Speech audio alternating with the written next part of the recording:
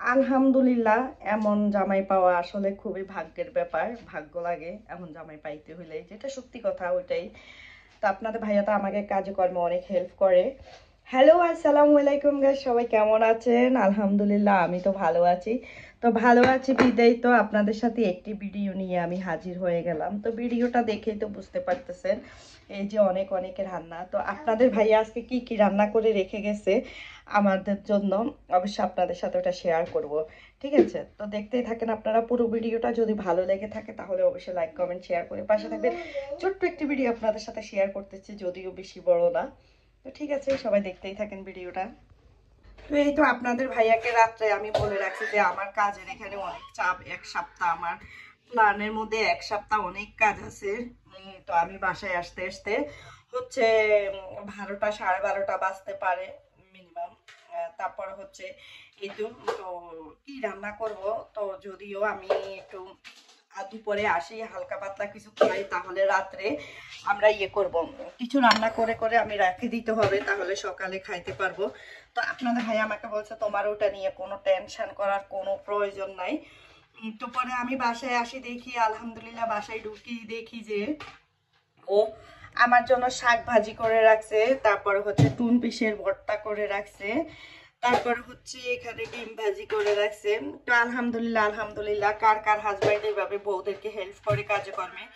যদি বউ বিজি থাকে তখন হাজব্যান্ডরা এভাবে হেল্প করে, আবার হাজব্যান্ডরা বিজি থাকলে বউরা এভাবে হেল্প করে, আমি যাই মনে করি। কারণ আমরা যেহেতু বিদেশে বাড়ির মধ্যে, ওইখানে তো এরকম আমাদের হেল্পের প্রয়োজন আছে, তাই না? তো আপনাদের ভাইয়া এগুলা রান্না রান্না করে তারপরে হচ্ছে মেয়েকে দেন, খাওয়াইছে, ছেলেকে খাওয়াইছে, খাওয়ায় তারপরে সে নিজে গোসল করে নামাজ পড়ে খেয়ে দেয়ে তারপরে সে জবে গেছে। আর আমি আসা মাত্রই আমাকে আপনাদের ভাইয়া বলতেছে, আসলে এগুলো শুনলে ভালো লাগে, বলতেছে যে তোমার কোনো কাজ করার প্রয়োজন নাই, তুমি খেয়ে দিয়ে তারপরে একটু রেস্ট নিও, তারপরে বিকেলে যদি পারো তাহলে মারোয়াকে একটু সময় দিও। তো আসলে এগুলো শুনতে খুবই ভালো লাগে। তো আপনারা সবাই দোয়া করবেন আপনাদের ভাইয়ার জন্য। তো হচ্ছে এই যে আপনাদের ভাইয়া আজকে আমার জন্য এগুলাই রান্না করে রেখে গেছে, তো আজকে এগুলা দিয়ে খাবো। কালকেও আমি কিছু রান্না করতে পারবো না, দেখি কালকে আবার কি করি। তো হচ্ছে এই তো বিকাল ছাড়া আমার পক্ষে সম্ভব না কিছু রান্না করা, রাত্রে ছাড়া, যেহেতু আমার কাজের অনেক চাপ, অনেক চাপ ইদানিং। তো এই তো, যদি ভিডিওটি ভালো লেগে থাকে তাহলে অবশ্যই লাইক কমেন্ট শেয়ার করে পাশে থাকবেন। সবাই বেশি বেশি করে বেল আইকন ক্লিক করে দেবেন, সবাই বেশি করে ভিডিওটা শেয়ার করে দেবেন। তো আপনাদের সাথে খুবই খুবই ছোট একটা ভিডিও আমি শেয়ার করলাম। আর এই কলমি শাকটা কিন্তু আমার বোন পাঠাইছে, 4 কেজি শাক। আপ্রোজা, আপনারা যারা দেখেন আমার সাথে সুইজারল্যান্ডে থাকে, ওই আমার জন্য 4 কেজি শাক নিয়ে আসছে কালকে। তো ওকে অসংখ্য অসংখ্য ধন্যবাদ এত এত শাক আমাকে দেওয়ার জন্য। আসলে বোন থাকলে এমনই হয়, বোন বোনের জন্যই, এটাই তো নিয়ম, তাই না? তো হচ্ছে এই তো। তো ঠিক আছে, সবাই ভালো থাকবেন, সুস্থ থাকবেন। আর হচ্ছে আমি এখান দিয়ে এখন শাকগুলা কাটি, যদিও আমি রেস্ট নিই নাই আপনাদের ভাইয়া বলে যাওয়ার পরও, কারণ আমার পক্ষে সম্ভব না। আমি এই শাকগুলা সব কাটি কাটি শেষ করতে হবে, রেস্ট নিলে তো আমার হবে না, কারণ আমার বিকেল হলে ওইগুলো কাটতে হবে। তো জন্য তার জন্য এখন কিছু কিছু আমি কাটি রাখি দিমু। আর যদি পারি সবগুলাই কাটবো, না হলে কাটবো না। এই তো। আর মারোয়া বুড়ি দেখেন এখানে বসে বসে কি করতেছে সে। হ্যালো গাইস বলো। হ্যালো গাইস, আসসালামু আলাইকুম। আচ্ছা, সবাইকে সালাম দিছে। তো ঠিক আছে, সবাই ভালো থাকেন, সুস্থ থাকেন। আর আমি শাকগুলো কেটে নিই, তারপরে হচ্ছে রেস্ট নিব। ওকে, আল্লাহ হাফেজ। একটা কথা আছে না, মন মানে না কোনো ধাঁধা, সেরকমই। তা আমার এখন হঠাৎ করে মন চাইতেছে কী খাবো কী খাবো। আমি খাওয়ার কিছুই খুঁজে যেহেতু পাচ্ছি না, বাসার সব কিছু আছে তারপরেও খাইতে ইচ্ছে করতেছে না।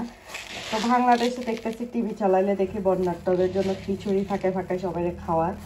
তো যে কথা সেই কাজ। হ্যালো, আসসালামু আলাইকুম, সবাই কেমন আছেন? আশা করি ভালো আছেন। আলহামদুলিল্লাহ আমি আপনাদের তো আর ভালো আছি। তো ভালো আছি দেখেই তো এই যে আপনাদের সাথে খুব সুন্দর একটি ভিডিও নিয়ে চলে আসছি। তো আজকে ভিডিওটা দেখেই তো বুঝতে পারতেছেন, হ্যাঁ আজকে খিচুড়ি খাবো। খুবই খুবই ইচ্ছে করতেছে একটু মানে পাতলা পাতলা খিচুড়ি খাইতে। তো খিচুড়িটার সাথে আমি কি খাবো সেটাই চিন্তা করতেছি, কি কিছু ভর্তা করবো নাকি খালে শুধু খিচুড়িটাই খাবো বুঝতেছি না। আসলে মনে এমন একটা জিনিস, এক এক সময় এক একটা খাইতে খুবই খুবই খুবই ইচ্ছে করে। তো হচ্ছে আমরা তো যেহেতু বাইরে থাকি, চাইলেই কিছু পাই না, কেউ যে রান্না করে দেবে তাও পাই না, নিজেরটা নিজেই মন চাইলে খাইতে হবে, করার কিছু নাই। তো আমার এই যে যে কথা সেই কাজ বললাম না, মন চাইছে এখন খেয়ে নেব, তার কারণে আমি আজকে ডালগুলা ভাজা ছাড়াই বাটানি আজকে খিচুড়িটা করব, দেখি কেমন হয়। যেহেতু বাসায় আলু নাই, কালকে আলু আনতে হবে, আজকে হচ্ছে রবিবার। তো আজকে আমি আলুটা আসলে পাই নাই, সব বন্ধ ছিল, আমরা দিনের থেকে আলু আনি। ওই আলুটা আজকে ওই মার্কেটটা অফ ছিল, তার কারণে আমার আলুটা শেষ, কালকে আমি কাজ থেকে আসার সময় আলু নিয়ে আসবো। তো আজকে আলু ছাড়াই রান্না করবো, চাল দিয়ে ডাল দিয়ে। আর এই তো এখন আমি দেখি ওখানে আবার একটু মাংসের ঝোল আছে, আলু মাংস আছে কয় পিস, ওইগুলা দিয়ে সব কিছু দিয়ে মিক্সড করে আমি একটা পাতলা করে খিচুড়ি রান্না করব। আর দেখি সাথে কিছু ভর্তা করতে পারি কিনা, যদি ভালো লাগে শরীরটা তাহলে একটু ভর্তা করব। তো একটু আর আপনাদের ভাইয়া মারোয়াকে নিয়ে চলে গেছে বাহিরে। আমি জব থেকে এসে খাওয়া দাওয়া করে একটু রেস্ট নিলাম, আপনাদের ভাইয়া রেস্ট নিল। তারপর আমরা কালকে যে মার্কেটে গেলাম গোল্ড কিনতে, তো ওই ভিডিও অবশ্যই, গোল্ডের ভিডিও অবশ্যই আপনাদের সাথে আসবে।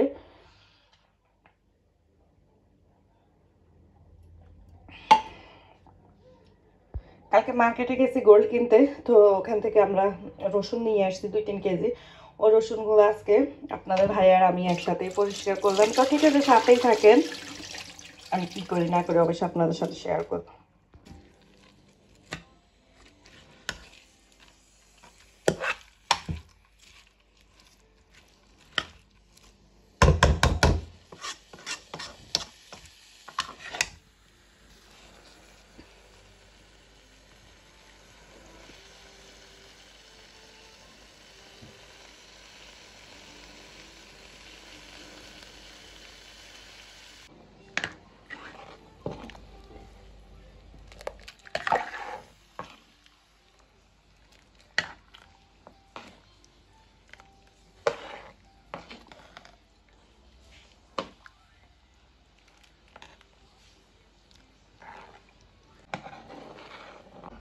এই তো আলহামদুলিল্লাহ আমি খিচুড়িটাতে একদম সব কিছু দিয়ে মেখে তারপরে বসাই দিছি, টমেটো, তারপরে কাঁচামরিচ, হলুদের গুঁড়া সব কিছু দিয়ে। আর ওই যে বলছি না কয় পিস রান্না করা মাংস ছিল, ওই মাংসগুলোর একদম কুচি কুচি করে একদম লেতা লেতা খিচুড়িটা আমি এখন রান্না করব। এই যে মাংসটাকেও একদম কেটে দিছি, এখন এটাকে আমি ঢাকনা দিয়ে রাখবো। তো ওই যে বললাম না, যে কথা সেই কাজ, বরাবরের মতো খেয়ে ফেললাম। তার মাঝে দিয়ে আবার মেহমান আসছে, মেহমান কি নিয়ে আসছে আমাদের জন্য ওটাও আপনাদের সাথে শেয়ার করব। হঠাৎ করে ফোন দিয়ে বলছে তারা আসতেছে, তো তারা যদিও বাসায় উঠে নাই, কিছু খায় নাই, নিচে থেকে আবার চলে গেছে জিনিসগুলা দিয়ে আমাকে। তো কি নিয়ে আসছে, মূলত কিসের জন্য আসছে ওটা আপনাদের সাথে অবশ্যই দেখাবো, আপনাদেরকে এখনই দেখাবো আমি। তো আমি এখানে একটু লবণ লাগবো, আমি লবণটা দিয়ে দিই।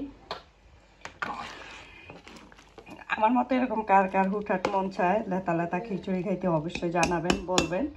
আমার তো খুবই মন চায়, তো খিচুড়িটা হয়ে যাক, ঢাকনা দিয়ে রাখি।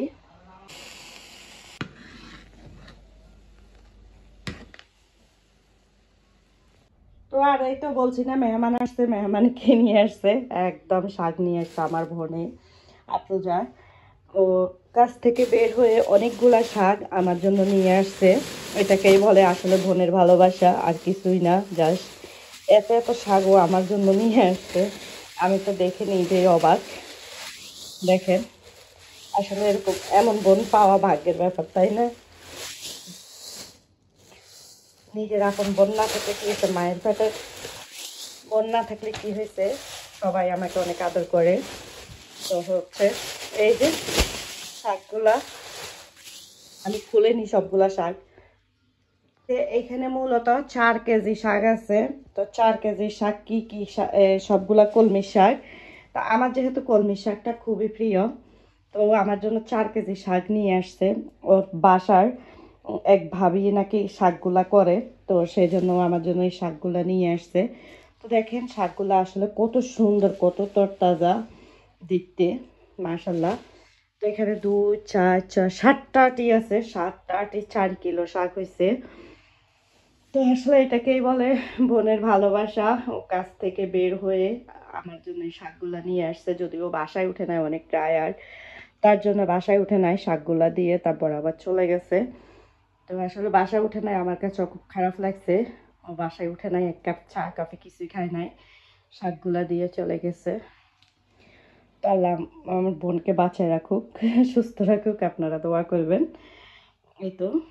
আর এখন আর শাকগুলাকে আমি এখন আর কাটবো না, এভাবে রাখি দেবো, পরে কাটবো। কারণ এখন আমি ওইভাবে সুযোগ পাবো না কাটার জন্য, তাই।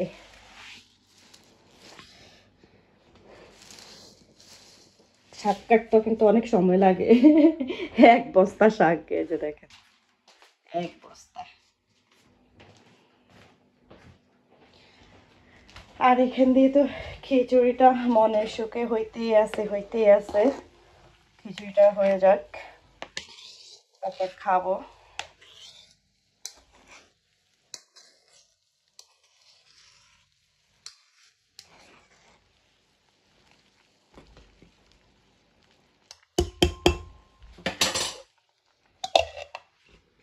এটা আস্তে আস্তে হোক, আমি চুলার আগুনটা একদম কমাই দিই। এখান দিয়ে আমি একটা ড্রিঙ্কস খাচ্ছি, এই যে ড্রিঙ্কসটা নিয়ে আসছে আপনাদের ভাইয়া, এটা খাচ্ছি।